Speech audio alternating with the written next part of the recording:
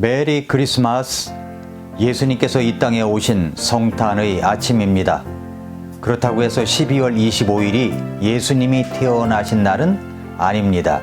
날에 대한 비성경적인 것은 있지만 그러나 예수님께서 이 땅에 오신 것만은 분명합니다. 어떤 애청자께서 저희 방송 말씀 미라클 모닝 TV에 말씀을 듣고 댓글을 다셨습니다. 지금 이 세상은 성탄의 주인공은 예수 그리스도이신데 산타가 주인공이 되어 있다고 말입니다.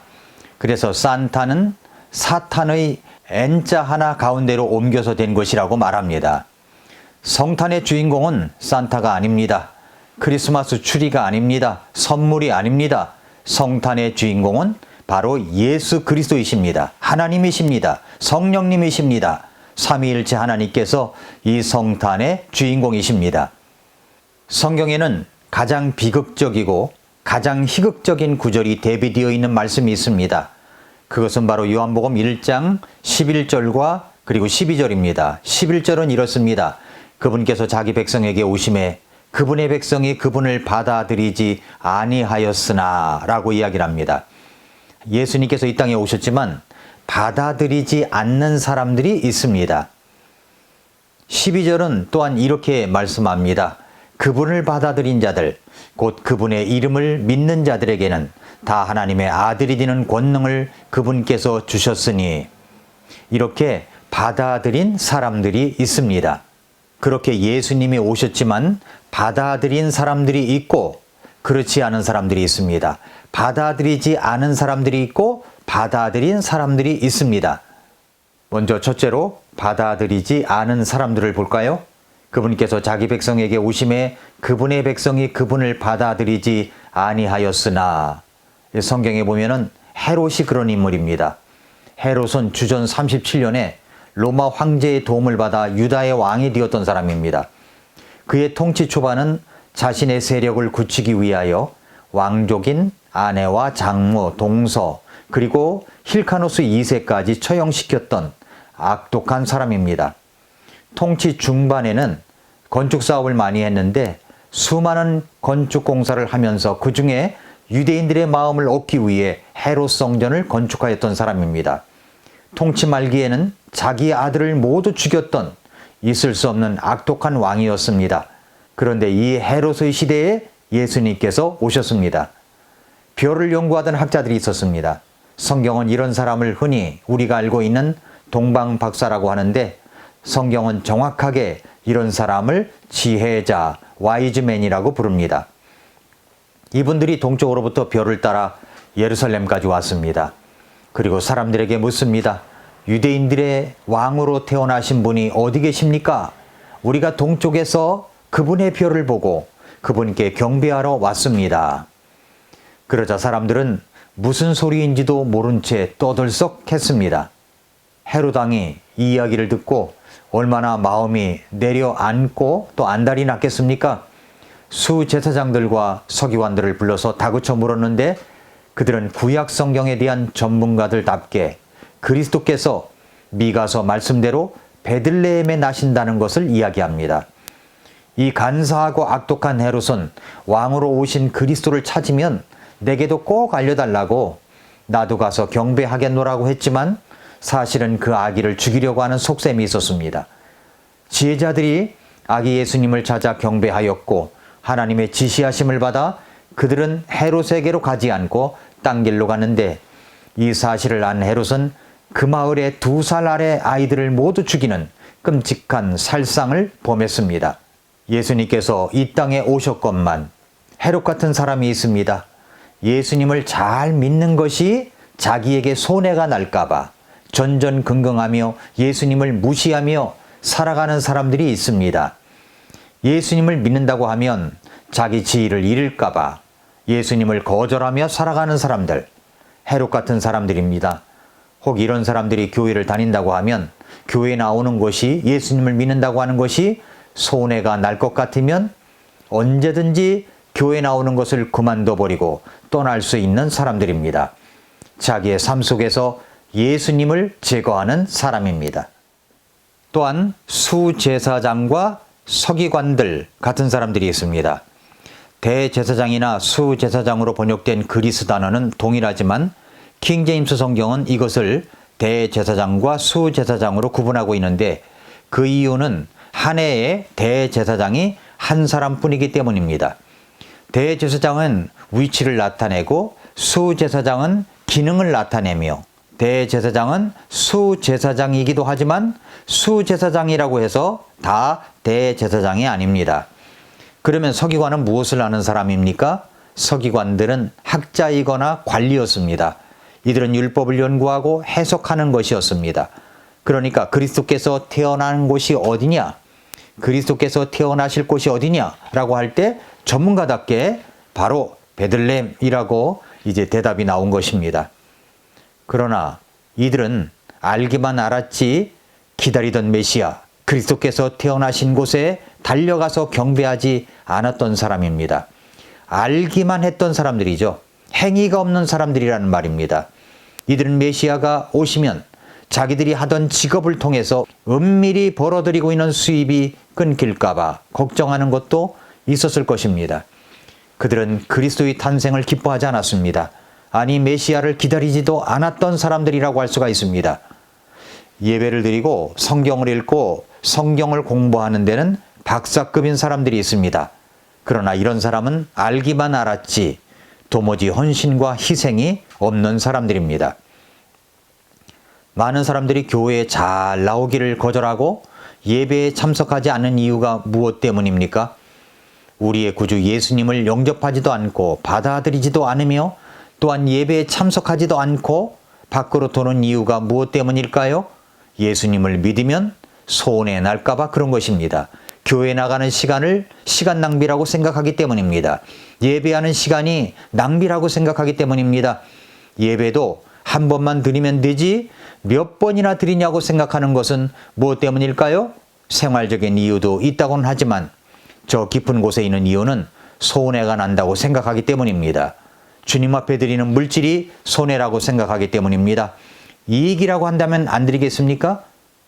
여기 예수님이 오셨지만 받아들이지 않는 사람들이 있습니다. 정말 비극이라고 하지 아니할 수가 없습니다. 그런데 받아들인 사람들이 있습니다. 그런 사람은 바로 여기 동쪽에서 온 지혜자들입니다. 이들이야말로 성경도 잘 모르고 그리스도 잘 모르는 사람들이었는데 그들은 동방에서 아마도 페르시아일 것인데 별을 연구하다가 이상한 별을 발견했습니다. 그래서 그 먼 곳에서부터 예루살렘까지 오게 되었으며 베들레헴에 가서 아기 예수님께 경배를 한 것입니다. 그 별은 보통 별이 아니었던 것을 알게 된 거죠. 그래서 유대인의 왕 메시아 그리스도를 경배하기 위해서 그 먼 길을 찾아온 것입니다. 그리고 그들이 그 아기 예수님을 만났을 때 드린 것이 있습니다. 그것은 그 아기 예수님께 드리는 선물이었는데 마태복음 2장 11절에 보면 그들이 집으로 들어가 어린아이가 자기 어머니 마리아와 함께 있는 것을 보고 엎드려 그에게 경배하고 자기들의 보배함을 열어 황금과 유향과 몰약을 그에게 선물로 드리니라 라고 했습니다. 여기 지혜자들이 자기들의 보물함을 열어서 드리는 것, 황금과 유향과 몰약, 이것은 각각 의미가 있는 선물들이었습니다. 첫 번째 사람은 황금을 드렸습니다. 황금은 왕을 상징하는 것입니다. 지혜자 중에 한 명은 이 아기 예수님은 만왕의 왕이시다 라는 고백을 담아 드린 것입니다. 황금은 왕권을 의미합니다. 오늘 아기 예수님이 태어나셨다는 사실을 알고 찾아온 지혜자 중에 한 명이 아기 예수님에게 황금을 선물로 드린 것은 예수님은 우리의 왕이라고 하는 믿음의 고백이 들어 있는 것입니다. 예수님은 만왕의 왕이십니다. 이 왕 대신 예수님, 그 예수님이 오셨습니다. 예수님이야말로 왕 중에 왕이시라는 사실을 믿으십니까? 믿습니까? 그렇다면 예수님이야말로 만왕의 왕이시라고 믿는다면 여러분은 여러분의 보물함을 열어 무엇을 드리겠습니까? 예수님은 왕이십니다 라는 사실을 인정하는 그 인정이 바로 황금을 드린 것과 같은 것입니다. 여러분은 예수님이 왕이라는 것을 믿으십니까? 두 번째 사람은 유향을 선물로 드렸습니다. 유향은 향기를 바라는 일종의 향수입니다.